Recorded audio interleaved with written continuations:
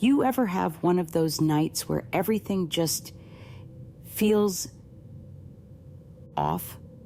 Like the air's heavy, the shadows are darker than usual, and there's this gnawing feeling in your gut that something's about to go horribly wrong? Yeah, that's where I was at when I decided to play the dumbest game of my life. Let me backtrack a bit. It was a typical Friday night, nothing special, just me, a couple of beers, and way too much free time on my hands. I was chilling at home, scrolling through my phone, when I stumbled across this thread on Reddit. It was one of those creepiest rituals you should never try posts. And of course, my bored, slightly buzzed self just had to dive into it. Now, I've always had a thing for horror. Movies, games, stories, I love them all. But when it comes to actually experiencing that, I usually steer clear. But this night was different. I don't know if it was the alcohol, the fact that my friends had all ditched me for their adulting lives, or just pure curiosity, but something in that thread hooked me. It was a post about the Verónica ritual. You know, like Bloody Mary, but with a Spanish twist.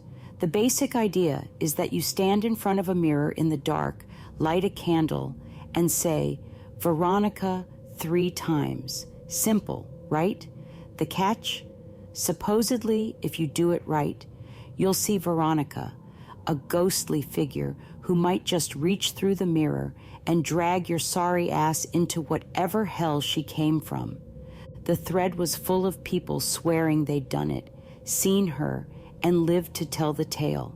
Some of the stories were obviously not real, but a few of them had this weird authenticity to them that made the hairs on the back of my neck stand up.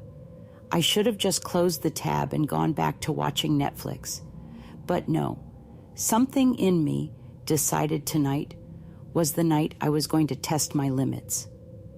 So I grabbed a half-melted candle from my kitchen drawer, shut off all the lights in my apartment, and stood in front of the bathroom mirror.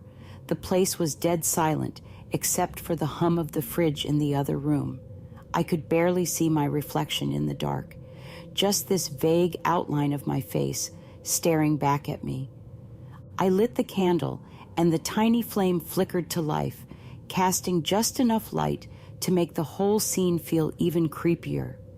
I stared into the mirror, my reflection staring back, and suddenly I felt this cold sweat on my neck, but I wasn't about to back out now. Verónica, I said, my voice sounding way more nervous than I intended. Nothing happened. Duh.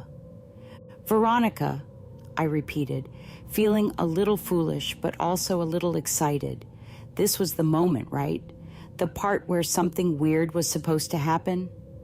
But the mirror stayed the same, just reflecting my slightly anxious face, the flickering candlelight dancing around me. I took a deep breath and said it one last time. Verónica. Silence.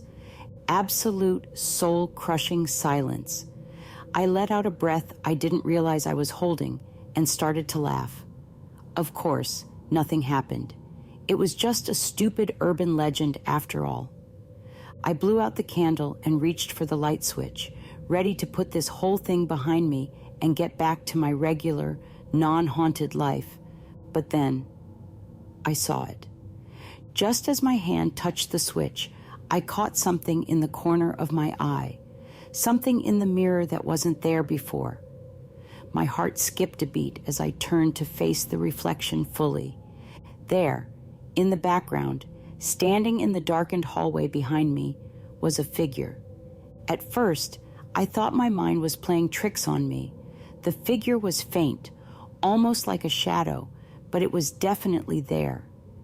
I blinked hard, hoping it would disappear, but when I opened my eyes again, it was closer. My breath caught in my throat.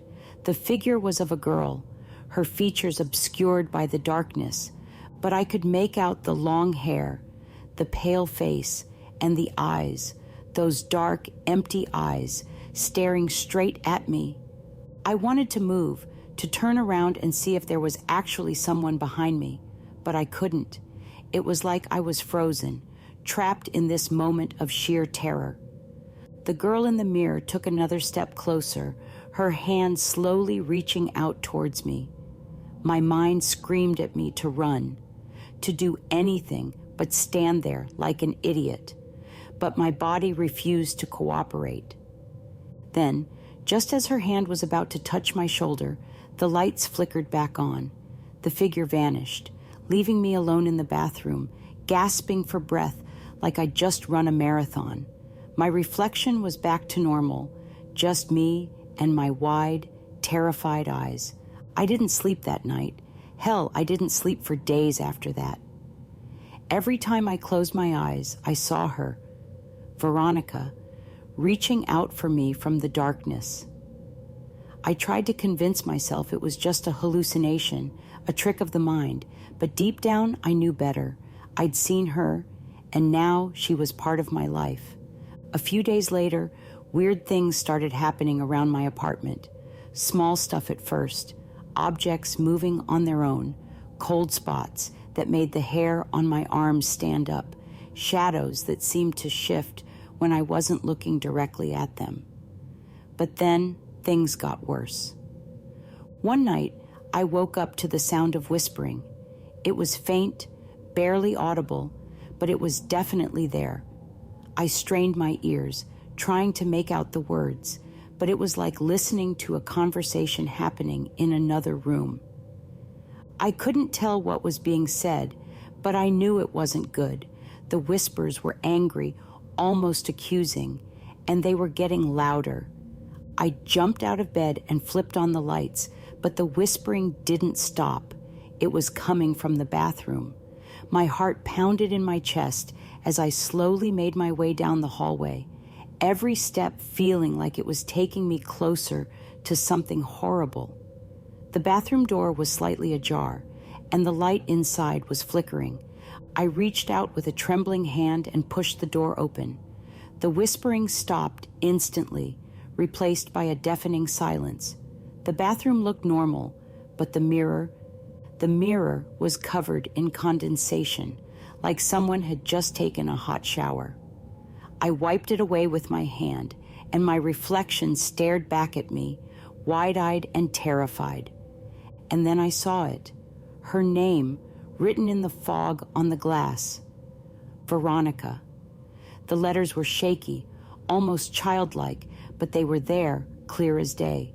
I stumbled back, my heart racing, and nearly tripped over the edge of the rug.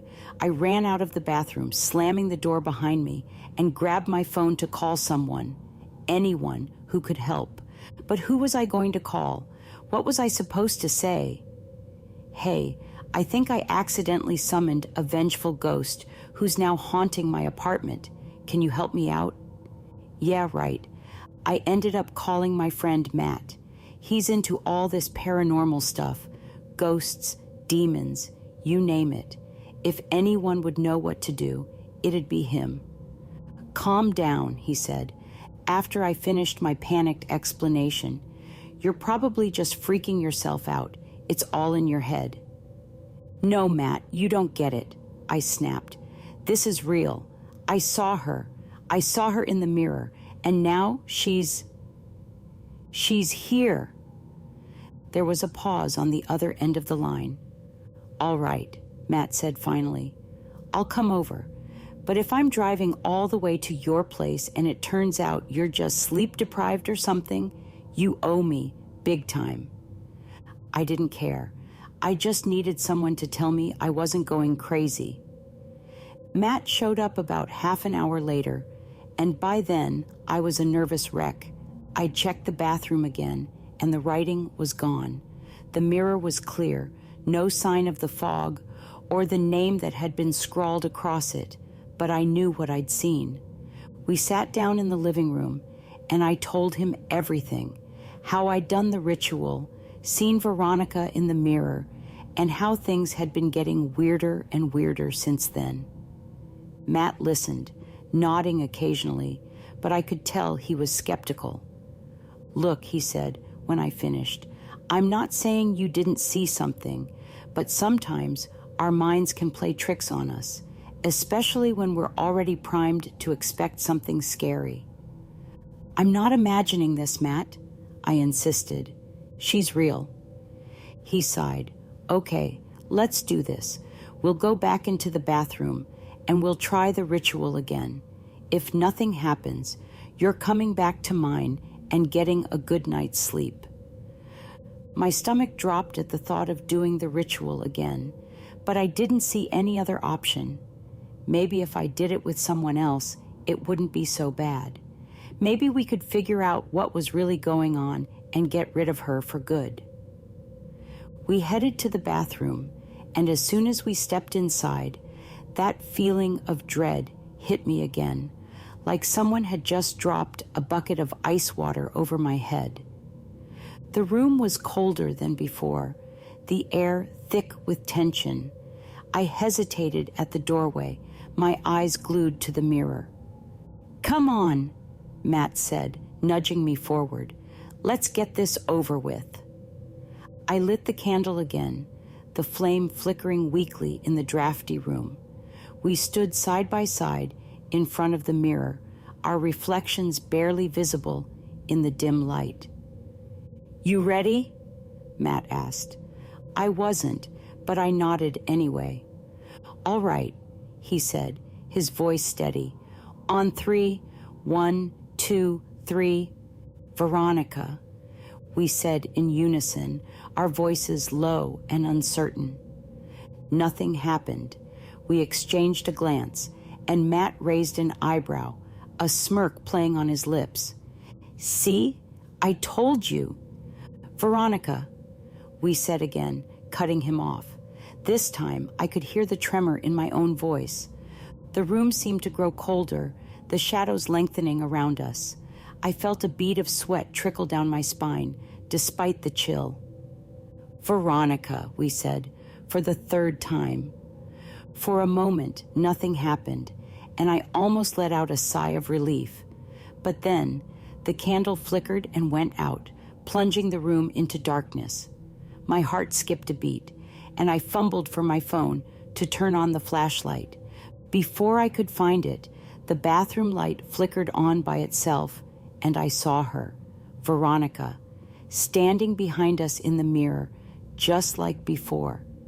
But this time, she wasn't just a shadow. She was fully formed, her pale face twisted into a ghastly smile, her eyes black as the void. Matt gasped, and I knew he saw her too. She took a step closer, her hand reaching out towards us. Panic surged through me, and I grabbed Matt's arm, pulling him towards the door. "Run!" I shouted, my voice cracking with fear. We bolted out of the bathroom, slamming the door behind us. My heart was pounding so hard, I thought it might burst out of my chest. We stumbled into the living room, both of us gasping for breath. "What the hell was that?" Matt panted, his face pale. "I told you," I said, my voice shaking. "I told you she was real." We stood there for a moment, trying to process what had just happened. The silence in the apartment was deafening, broken only by the sound of our heavy breathing. "We need to get out of here," Matt said finally. "Now." I didn't argue. We grabbed our stuff and bolted out of the apartment, not even bothering to lock the door behind us. We didn't stop running until we were outside, standing under the harsh glow of the streetlights. Only then did I feel like I could breathe again. We spent the night at Matt's place, and neither of us got much sleep. Every time I closed my eyes, I saw her face. That horrible smile burned into my memory. The next morning, I called my landlord and told him I was moving out. I didn't care about breaking the lease or losing the deposit. I just needed to get as far away from that apartment as possible. It's been months since that night, and I still can't shake the feeling that she's watching me, waiting for the right moment to strike. I've moved to a new place, far from where it all happened, but the fear follows me everywhere. I see her in every shadow, every dark corner, her eyes boring into me, promising that it's not of her. I don't talk about it much anymore. People wouldn't believe me if I did. But I'm telling you, whatever you do, don't mess with the Verónica ritual. It's not just a game. It's real. And once you call her, she never really goes away.